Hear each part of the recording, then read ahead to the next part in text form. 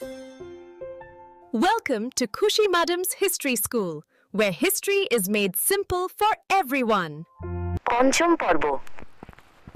আকবর তার শক্তিশালী শাসন ব্যবস্থা এবং বিশাল সেনাবাহিনী নিয়ে প্রায় পুরো হিন্দুস্তানকে এক ছাতার নিচে নিয়ে এসেছিলেন। তিনি রাজপুত রাজাদের সঙ্গে বন্ধুত্ব ও বৈবাহিক সম্পর্ক স্থাপন করে তাদের মন জয় করেছিলেন। বেশিরভাগ রাজপুত রাজ্যই মুঘলদের আধিপত্য মেনে নিয়েছিল, কিন্তু একটি রাজ্য মাথা নত করতে রাজি ছিল না। সেই রাজ্যটি ছিল মেবার, আর তার বীর শাসক ছিলেন মহারানা প্রতাপ। মহারানা প্রতাপ ছিলেন সিসোদিয়া রাজপুত বংশের গর্ব। তার কাছে নিজের রাজ্যের স্বাধীনতা ছিল সবচেয়ে বড় সম্পদ। তিনি আরামে জীবন কাটানোর চেয়ে পাহাড় জঙ্গলে থেকে সংগ্রাম করাকে শ্রেয় মনে করতেন, কিন্তু আকবরের বশ্যতা স্বীকার করতে তিনি প্রস্তুত ছিলেন না। তিনি প্রতিজ্ঞা করেছিলেন, যতদিন মেবার স্বাধীন না হবে ততদিন তিনি সোনার থালায় খাবেন না এবং নরম বিছানায় ঘুমাবেন না। আকবর যুদ্ধ করার আগে মহারানা প্রতাপকে বোঝানোর অনেক চেষ্টা করেছিলেন। তিনি একের পর এক দূত পাঠিয়েছিলেন শান্তি ও বন্ধুত্বের বার্তা দিয়ে, কিন্তু মহারানা প্রতাপের একটাই উত্তর ছিল, মেবার স্বাধীন ছিল এবং স্বাধীনই থাকবে। আকবর বুঝতে পারলেন যে এই সংঘাত এড়ানো সম্ভব নয়।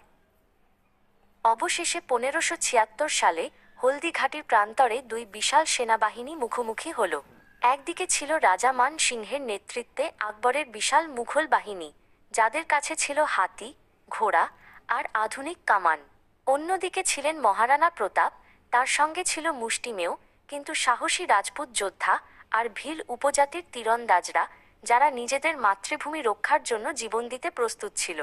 মহারানার সঙ্গী ছিল তার বিশ্বস্ত ঘোড়া চেতক, যে ছিল ঝড়ের চেয়েও দ্রুত।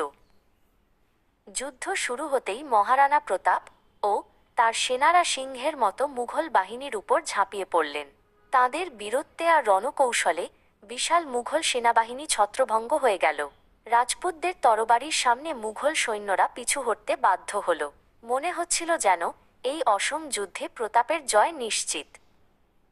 যুদ্ধের এক পর্যায়ে মহারানা প্রতাপ দেখতে পেলেন যে মুঘল সেনাপতি রাজা মান সিংহ একটি বিশাল হাতির উপর বসে যুদ্ধ পরিচালনা করছেন। প্রতাপ বুঝতে পারলেন, মুঘলদের মনোবল ভাঙতে হলে তাদের সেনাপতিকে আঘাত করতে হবে। তিনি তার ঘোড়া চেতককে নিয়ে সরাসরি মান সিংহের হাতির দিকে এগিয়ে গেলেন। চেতক তার প্রভুর ইঙ্গিত বুঝতে পেরে এক অবিশ্বাস্য লাফ দিয়ে হাতির শুঁড়ের উপর তার সামনের পা তুলে দিল। মহারানা প্রতাপ তার সমস্ত শক্তি দিয়ে মান সিংহের দিকে বর্ষা ছুড়লেন। মান সিংহের হাতির হাওদায় শুয়ে পড়ে নিজেকে বাঁচালেন, কিন্তু